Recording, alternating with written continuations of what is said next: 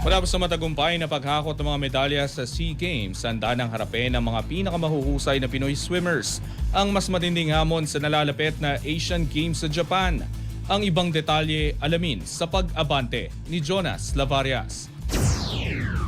Pangungunahan ni Olympian Kayla Sanchez ang 6 na manlalangoy na bubuo sa Philippine Swimming Team para sa 20th Asian Games na gaganapin sa Aichi, Nagoya, Japan mula September 19 hanggang October 4. Sasabak si Sanchez sa Continental Meet, bit-bit ang momentum mula sa kanyang mainit na debut sa nakaraang 33rd Southeast Asian Games sa Thailand, kung saan nag-uwi siya ng 3 gintong medalya at 5 pilak sa 8 events na kanyang sinalihan. Kabilang din sa women's squad ang mga kapwa SEA Games standouts na sina Heather White at Shandy Chua, habang muling magbabalik sa national team ang Filipino-American swimmer na si Thea Isabela Salvino matapos makuha ang kanyang Asian Games berth sa pamamagitan ng national tryouts. Si White ay naging isa sa pinaka-namukod-tanging sprinters ng bansa matapos magbulsa ng silver medal sa women's 100-meter freestyle at bronze sa 50-meter freestyle sa Thailand, habang dala naman ni Chua ang mahalagang karanasan mula sa kanyang mga tagumpay sa backstroke events. Sa men's division,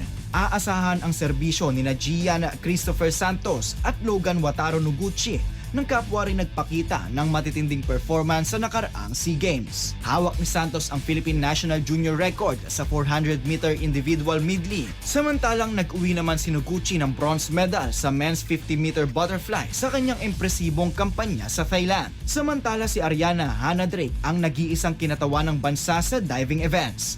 Sa pagbubukas ng Asian Games, aasa ang Pilipinas na may pagpatuloy ng ating mga top swimmers ang momentum na kanilang nabuo mula sa SEA Games.